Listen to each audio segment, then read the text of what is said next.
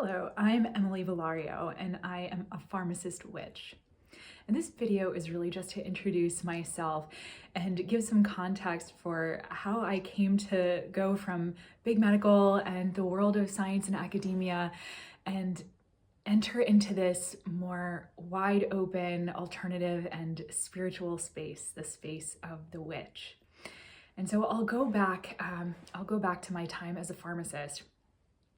I always consider myself a lucky pharmacist. I never actually worked in a retail pharmacy. I worked first in a hospital in Lowell, Massachusetts, and then a community health center, and then at the Brigham in Massachusetts. I worked in primary care for the most part in the last few years of my time as a pharmacist. I worked side-by-side providers who would refer folks to me for help with managing diabetes, smoking cessation, weight loss. And most of what I was tasked to do is prescribing within a limited scope medications for those indications. I would monitor, counsel, follow up, with folks about these medications. And I was very privileged to have some long-term relationships with folks. We would follow up to make sure they had everything they needed to manage their diabetes well. About 80% of my patients had diabetes. And my favorite part of my work was talking to people about what got them excited about their lives. The story I heard over and over in my visits counseling folks on managing diabetes, the story I heard over and over was people were taking care of everyone else around them. They were taking care of their children and their ailing parents and their brother who was having a hard time, and they had nothing left for themselves. They were working maybe crazy hours trying to support themselves and everyone in their lives, and they just had nothing left. And so what suffered? Their health, their physical health, their mental health, all of it. And I've come to find that for me, and I can speak personally as well, I struggled with my weight for a lot of years. For me, food it brought me joy. It lit up my little soul. They call it soul food for a reason. That mac and cheese, that pizza, I don't want to get anyone hungry, but like those foods, they light up our soul in a way. It's undeniable. The problem is, though, our souls need different nourishment. Our souls need sweetness in other forms.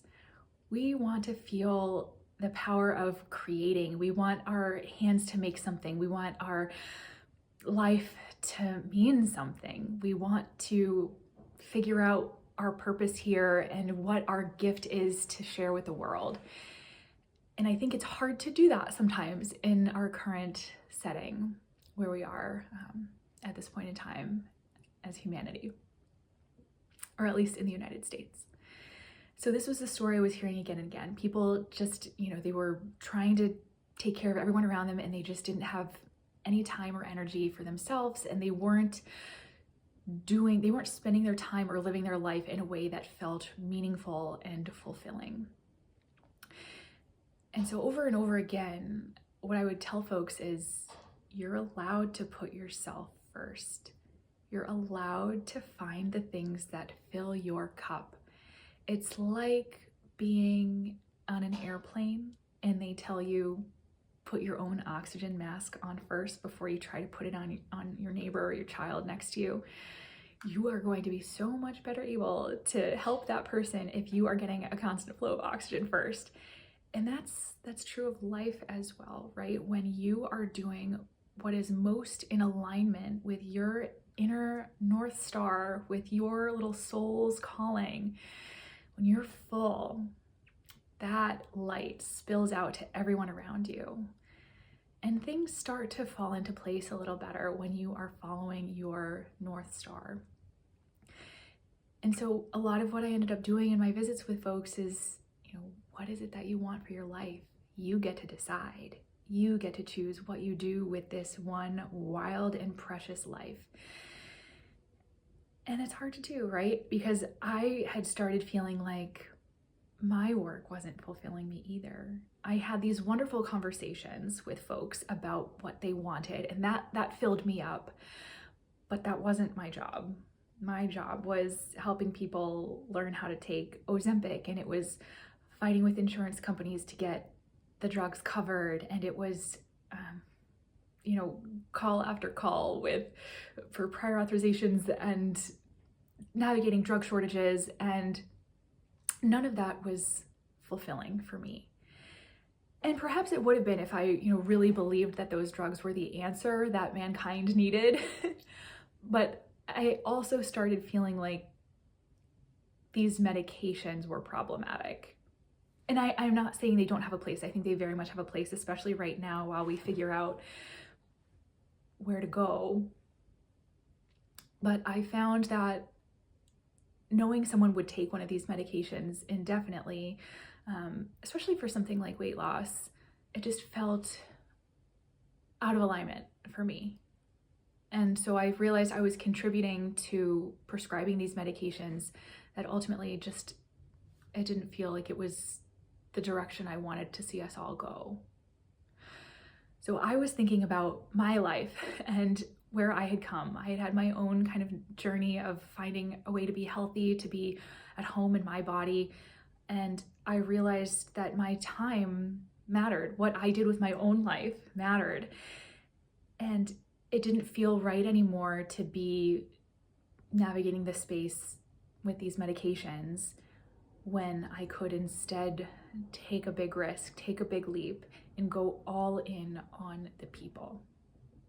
Go all in on having confidence in people to take ownership of their lives, to live a life in alignment with their calling, with their gift for the world. And it's been in that space, in that more spiritual, more free-form space that I have found my home. I took that big risk and I left my job, what had been dream job as a pharmacist, to go off and do the work of helping people find their inner light, find their inner magic, that unique offering of their soul to share with the world, and help them break down the barriers to get there, help them find the right tools, the right people, their own inner magic to get that life of their dreams. And that is my job now at Witchy and Well. And so my work includes leading discussions for folks to think about what it is that they want. It involves leading journal groups. It involves retreats and classes to build the tools, to build the confidence, to follow your compass, your North Star, and have that life that you want. And in my experience, and for the people around me, once we find it, once we know where we're going, we can measure every decision up against that North Star. Is this choice to eat a cookie right now, for example? Is this choice to eat a cookie? Is this because my soul is suffering and I'm looking for sweetness outside of what I most want? Or is this cookie my chance to enjoy in the pleasures of life? And I can ask myself that question. And the cookie I just ate was to enjoy the pleasure of life.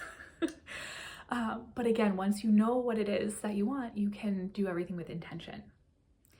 You can measure everything up against what it is that you really want.